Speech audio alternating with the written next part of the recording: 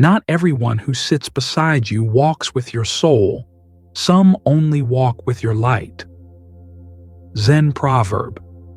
Have you ever trusted someone only to discover their kindness was a performance? Have you ever wondered, why do I keep forgiving the people who keep hurting me? There are wounds that don't bleed. Only the soul feels them. Quiet betrayals, slow abandonments, and affection with strings attached. This video isn't just about pain, it's about clarity. It's about the 7 betrayals the awakened spirit must never excuse. Not to hold a grudge, but to finally put it down. Now, welcome to Mindful Footsteps, where we don't just talk about healing, we walk it together. If this message stirs something in you, stay with us. And if a part of you whispered yes while listening, go ahead, like this video, subscribe, and share it with someone who's ready to see the truth beneath the smile. Leave a comment below as you watch. Sometimes, the moment we share our pain is the moment we start to release it. Now, breathe. Let's begin. Private disrespect. Behind a public mask. Have you ever felt a chill of a smile that didn't reach the eyes? Have you sensed, even in silence, that someone was wearing a mask made of courtesy but stitched with quiet contempt? This is the first betrayal. In a quiet monastery hidden beneath whispering pines, I once taught 2 young disciples the sacred art of silent service. Each morning, one of them, gentle in spirit, would offer tea to a visiting elder. His hands never trembled. His movements flowed like prayer. His humility was so pure, it almost made the tea taste sweeter. And yet, I heard the laughter. Not joyous laughter, but sharp, secret mockery. Behind the closed doors of the temple hall, that same elder mocked the boy's stutter, mimicking it for amusement. His smile in the daylight had been a lie. His bow, hollow. His respect, counterfeit. It made me wonder, how many people have we let into our sacred space simply because they wore the right mask? How often have you mistaken performance for sincerity? Let me tell you the truth. Respect is not decorum. It is not the bow, the handshake, or the polite nod. Respect is the soul recognizing the soul. It is presence meeting presence without deception. When someone disrespects you behind closed doors while pretending reverence in front of others, they have not just broken trust, they've committed a spiritual violation. This betrayal is more dangerous than open conflict. Why? Because it tricks the heart. It makes you question your worth, your intuition, your clarity. It convinces you that perhaps you're imagining things, that perhaps you're too sensitive. But remember, a lie in silence is louder than a shout in truth. Even the Buddha himself was betrayed by a disciple, Devadatta, his own cousin, who bowed before him by day and plotted against him by night. It was not the confrontation that stung the most. It was the hypocrisy. And in our time, think of great leaders like Abraham Lincoln or Nelson Mandela, men of great inner stillness. Both suffered betrayal by those who smiled in public and schemed in secret. They knew, as we must know, true peace cannot grow where there is covert contempt. So I ask you now, who in your life wears a mask so well that even you have begun to doubt your own eyes? Who praises you in daylight and poisons your name by twilight? Comment below. Have you ever experienced false respect? What did it teach you? Now, some of you may be wondering, shouldn't I be the bigger person? Shouldn't I forgive? Forgiveness, my friend, is holy, but so is discernment. Forgiveness is not an invitation to be wounded again. It is not kindness to allow someone to slowly corrode your spirit. To forgive a masked betrayer is to become an accomplice in your own dishonoring. Let them go, not with hatred, but with clarity. Let their absence become your silence, your healing, your sanctuary. Let me share a story. There was a young nun named Kaiko, gentle, soft-spoken, always tending to the temple garden.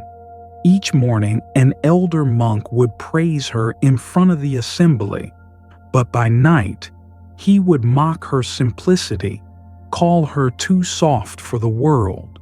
When she found out, she didn't shout. She didn't stay to fix it. She left. She walked into the mountains and joined a hermitage of silence.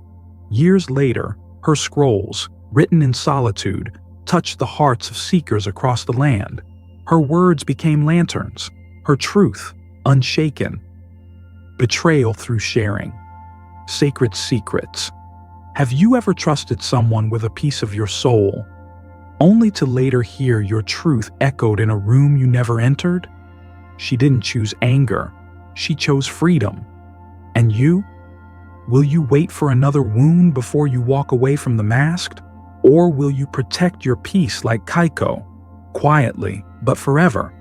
Not just told, but twisted, mocked, shared as gossip, weaponized as humor. You didn't just lose privacy. You lost a sanctuary. This is the second betrayal. He came to me, a traveler weighed down by more than miles. His eyes carried storms. His voice shook like dry leaves in winter. He confessed, not proudly, but vulnerably, of his failures, his grief, of the woman he lost, of the wrongs he never made right. And I listened, not as a teacher, but as a fellow human. I held his pain as one would cradle a dying bird, carefully, tenderly. But he had trusted another too, a friend. And a few nights later, at a dinner table, that very friend laughed, retold those confessions to strangers as if they were comedy. Have you ever experienced this? Have you ever watched someone turn your deepest wound into their entertainment? Have you ever wondered, was I ever safe with them? Let me tell you something. When you share your story, you're not offering information. You are offering intimacy. You are building a temple, brick by brick, with the raw material of your spirit. And when someone takes what was sacred and tosses it into the hands of others, they're not just being careless. They are desecrating holy ground. Forgiveness here must be different. Not the soft forgiveness of turning the other cheek, but the strong forgiveness that says, I see you, I understand, and I will never give you that power again. Words once shared in trust become weapons when repeated without reverence. It's why many wise monks say, not everyone deserves your story. Not everyone has the hands gentle enough to hold your truth. Let me ask you, who do you still trust with pieces of you that they've already shown they can't carry? Have you ever regretted sharing your heart too soon? Comment below. Let your reflection be a light for someone else. Your story, shared here, might become someone's healing. Now, let me tell you the tale of Rin. Rin was a quiet scribe in a cold mountain monastery. One winter evening, he shared his private fears with his closest friend, not to gain pity, but simply to release the weight. Weeks later, during a public sermon, those very fears were twisted into a parable. He heard his own confessions dressed up as a cautionary tale. Everyone laughed. Rin didn't retaliate. He didn't confront. He simply stopped writing for others. He began to write for the wind, for the trees, for the silence. And over time, his words became poetry so powerful that when others finally discovered it, they wept. Not because the poetry was sad, but because it was true. His trust had been broken, but his truth had grown roots in stillness. So I say this to you, not as a monk, not as a teacher, but as someone who knows how it feels to be betrayed in sacred space. Seal the door, not from anger, but from reverence. Not everyone deserves access to the temple inside you. If this resonated with you, let me know in the comments.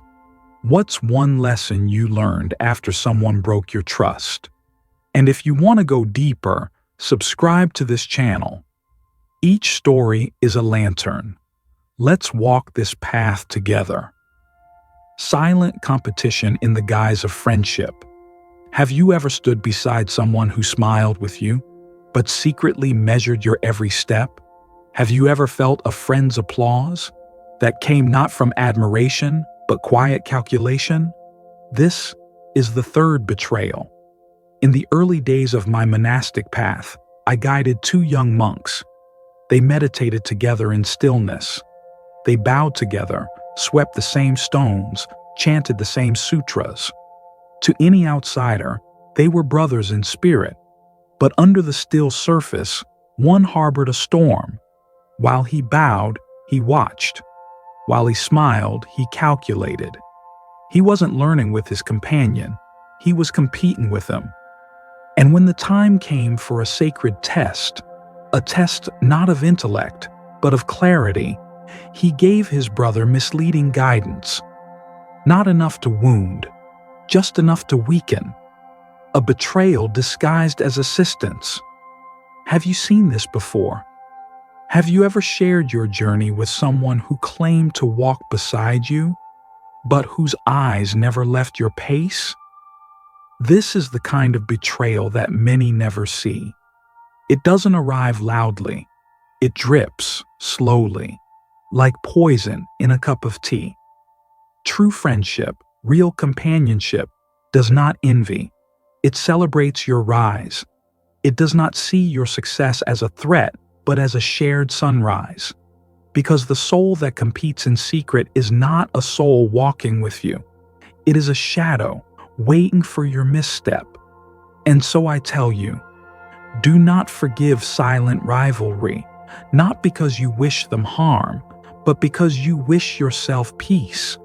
Because when you walk alongside someone who wears the smile of support and the heart of resentment, you start walking in circles, doubting your own steps, losing your own rhythm.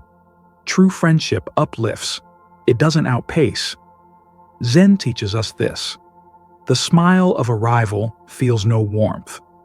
Let me offer you a story. In ancient Kyoto, two painters studied under the same revered master. The younger praised the elder's technique, his color, his brushwork. But in secret, he copied those strokes.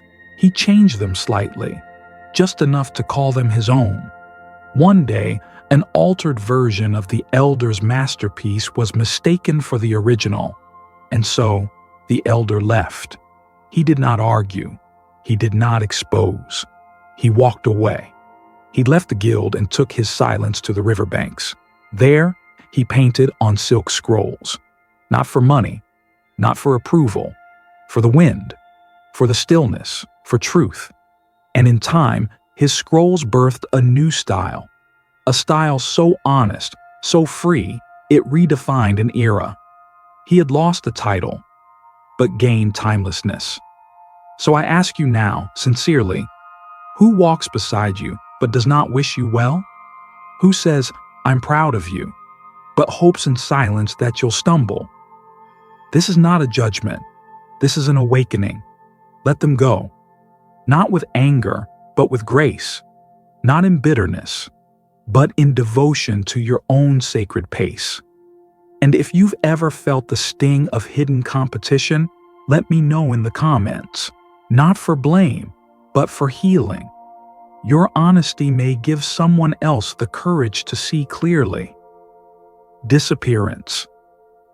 During your darkest hour, have you ever noticed how crowded life becomes when things are going well, and how suddenly empty it feels the moment everything falls apart? The fourth betrayal does not speak. It does not attack. It simply disappears. Before I wore these robes, before I took vows of stillness and renunciation, I was a husband. And when my wife passed, a part of me collapsed. I expected sorrow. I expected silence. What I didn't expect was the vanishing of so many who once stood at my side. People who had once filled my days with laughter, who toasted to my joys and called me brother, faded like morning mist. And in that quiet void, I learned something sacred. Grief is a filter. It strips away illusion. It reveals who truly walks with your soul and who only walked in your sunshine. Let me ask you, have you ever needed someone in your darkest hour and heard nothing but silence in return? Those who vanish when your world darkens were never companions. They were tourists. They came for the light, but had no courage for the storm. True presence in pain is rare. It's not convenience. It's commitment. And when someone disappears as you bleed, don't mourn their absence. Bless it. For they have shown you a truth that joy could never reveal. Zen offers us this reflection. He who loves you in silence is louder than the 1,000 who cheer your success. Let me tell you the story of Yuko. She was the daughter of a respected merchant. She gave quietly, generously. She nursed the sick, helped the poor, and never asked for praise. But when her father's business fell, when the coins ran dry and shame surrounded the family name, no one returned her kindness. The streets she once walked with grace became silent. Doors that once opened to her smile remained shut, and so she left, not in anger, not in disgrace. She walked into the mountains and entered a monastery, and there she did something remarkable. She began to write letters to herself, one every morning. She wrote as if she were her own mother, her own sister, her own best friend. Each letter was a balm. Each word became prayer. And slowly, her kindness transformed. No longer something given as currency, but something kept, internalized, sacred. She stopped seeking validation from the world. She became the sanctuary she had once tried to build in others. So I ask you now, who walked away when your light dimmed? And more importantly, why are you still waiting for them to return? Do not grieve the absence. Honor the revelation. Those who vanish in your sorrow make room for something greater. Your own awakening. Your own self-devotion. If you've ever been left in your darkest hour, speak your truth in the comments, not to shame, but to release. Your voice may remind someone else that they were never alone in their silence. Public humiliation for private insecurity. Have you ever laughed along with the crowd? Not because it was funny, but because you were afraid to be the only one who didn't? Worse still, have you ever been the one they laughed at? Not playfully, not lovingly, but sharply, publicly. While someone you trusted called it a joke? This is the 5th betrayal, a cruelty dressed in comedy, a wound delivered with a smile. At a village council many years ago, I witnessed a husband mock his wife's way of speaking. She stammered, not always, but when nervous. And there, surrounded by guests, he mimicked her voice, her rhythm, her hesitation. He turned her into a performance. And when the laughter came, she did not laugh. Her hands trembled. He smiled and called it just a joke. Let me be clear. When someone makes sport of your soul, it is not humor. It is humiliation. It is emotional violence wearing the mask of wit. Have you experienced this? Have you ever been put on display, your pain offered up for entertainment? Have you ever been told to lighten up while your dignity lay bleeding? Zen does not confuse peace with passivity. It teaches compassion, yes, but also right speech, right action, right protection of the heart. Let me say this plainly. Compassion does not mean tolerating cruelty masked as laughter, because what begins as a joke often becomes a script others follow, and soon the world remembers you by the words someone else put in your mouth. Zen offers this reflection. A joke that wounds the soul is not a joke. It is a confession of the abuser. So I say to you, hold your dignity like a lantern in the storm. Do not hand it to those who turn your pain into applause. Let me share with you a story told by Master Toma. During a harvest festival, a general, celebrated and feared, mocked his loyal servant before nobles. He imitated the man's limp, made light of his low-born accent, and laughed with his hand on the servant's shoulder. The servant bowed, silent, then disappeared that night. He never returned. Years passed. The servant rose in quiet ranks under a rival lord, known not for his wit, but for his discipline and strategy. One day, war came. The old general stood across the battlefield from his former servant. He sent a messenger asking him to return. The man replied, "Your laughter taught me who I was. I no longer serve it." Humiliation had carved something into him, not bitterness, but clarity. So I ask you now, who in your life turns your vulnerability into spectacle? Who uses you as their punchline and expects your silence as applause?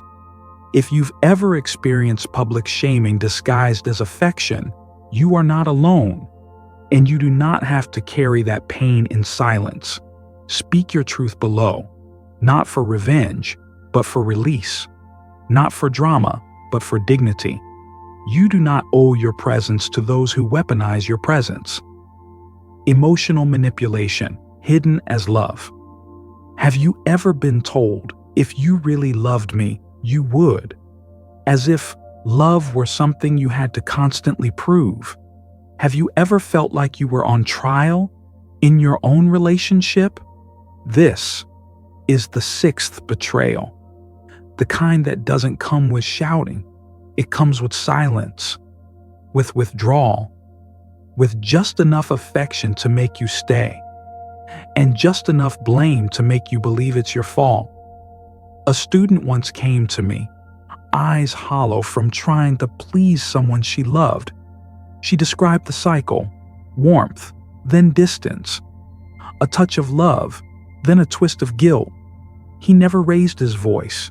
He didn't need to. He raised expectations. He twisted meaning. He wrapped control in tenderness and called it passion. And so she asked me, "Isn't love supposed to be hard sometimes?" I looked at her and said softly, "No. Love is supposed to be true, and truth never manipulates." Let me ask you, have you ever been made to feel small in the name of love? Have you ever confused emotional imprisonment for emotional intensity? Zen offers this reminder: chains of gold are still chains. Just because someone says, "I love you," doesn't mean they know how to love. Love is not a leash. It's not a mirror held up to your flaws. It is not a performance where you constantly audition for worthiness. When love becomes a negotiation, when affection is given only when you submit, you are not in a relationship. You are in a cage dressed in silk. Forgiveness in this case does not mean returning to the cage and calling it home. Forgiveness is cutting the cord. It is returning to yourself. Let me share with you the story of a dancer in Nara. She was luminous, praised, a rising star in her troupe, but every performance lived and died on the lips of her director. Perfect, he would say on one night. Worthless, the next. He made her believe that her grace depended on his approval, that without his voice, her movement had no meaning. One night, under a heavy moon, she left. She didn't tell anyone. She simply walked into the forest, and there she danced alone. No mirrors, no lights, only trees and sky, only breath and wind.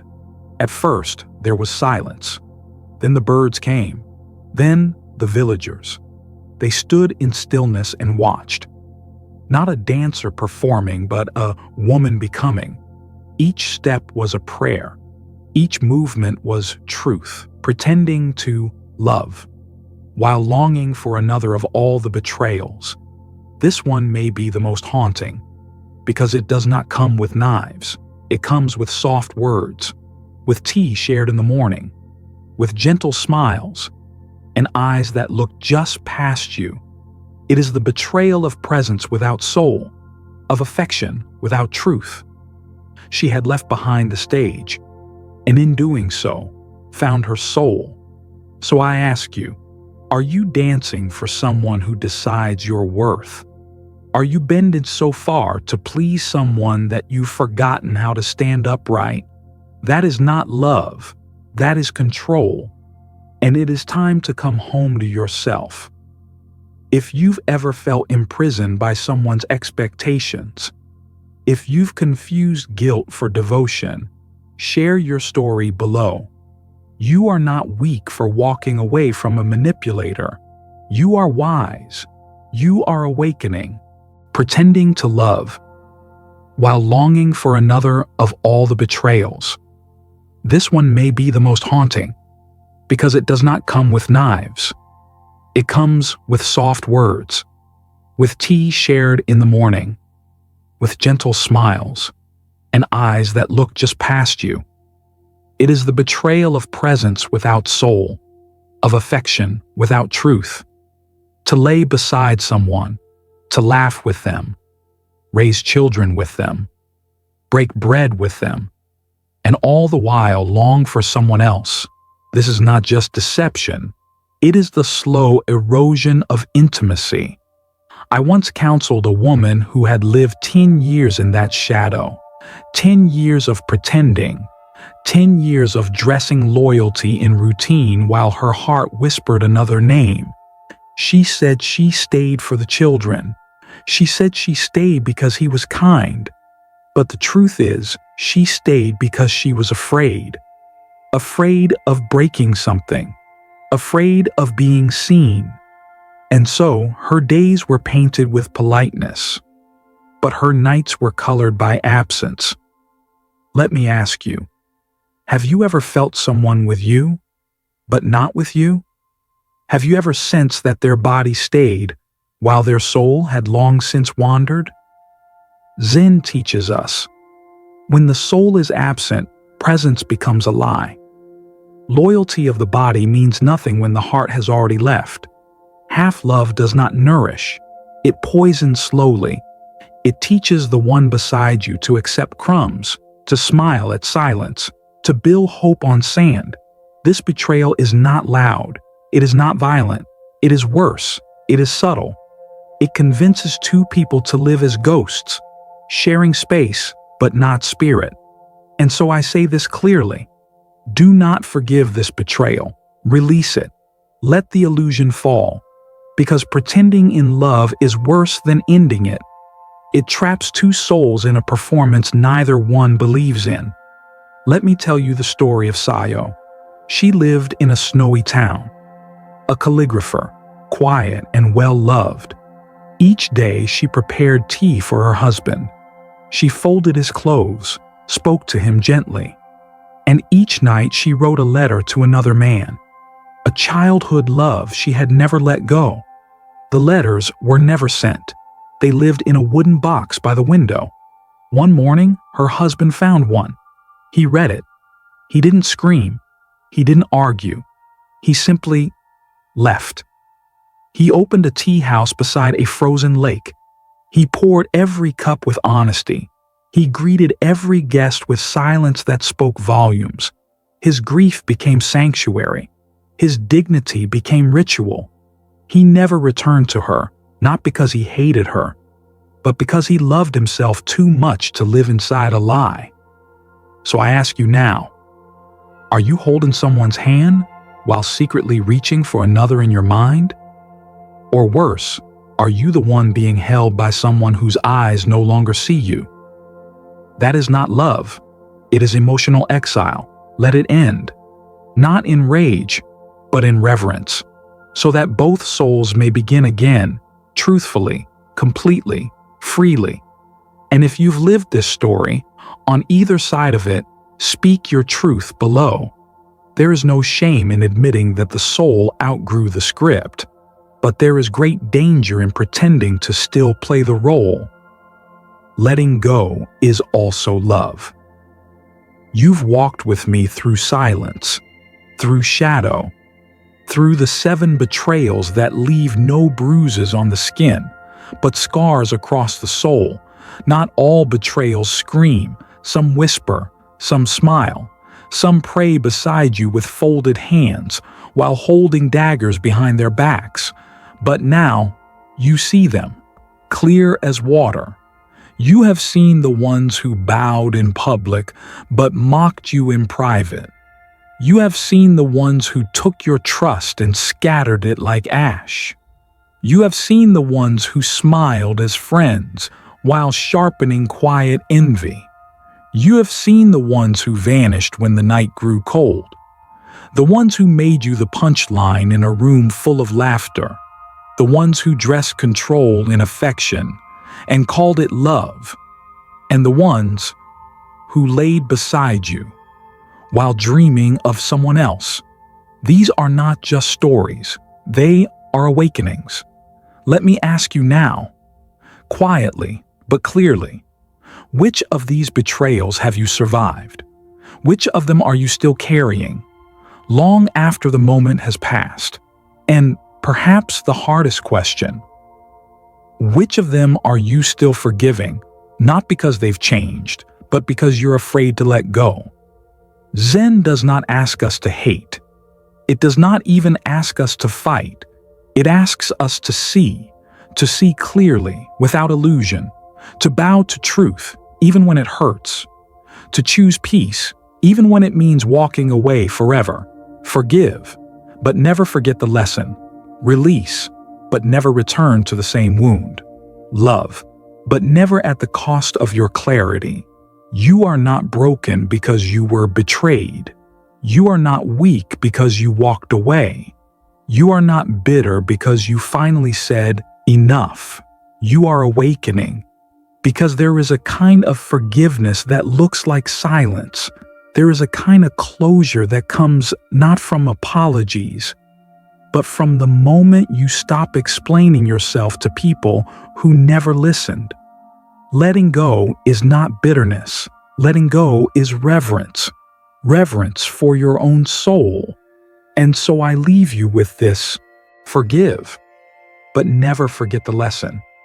Release, but never return to the same wound. Love, but never at the cost of your clarity. You are not broken because you were betrayed. You're not weak because you walked away. You're not bitter because you finally said, enough. You are awakening. Your soul was not made to be a battleground for other people's shadows. It was made to bloom. In stillness, in truth, in sacred peace. So let them go. Let the mask fall. Let the silence speak. Let your absence become the answer they never deserved. And when the noise quiets, when the dust settles, when the last apology never arrives, you will hear something sacred, yourself. And that, dear one, is where real love begins.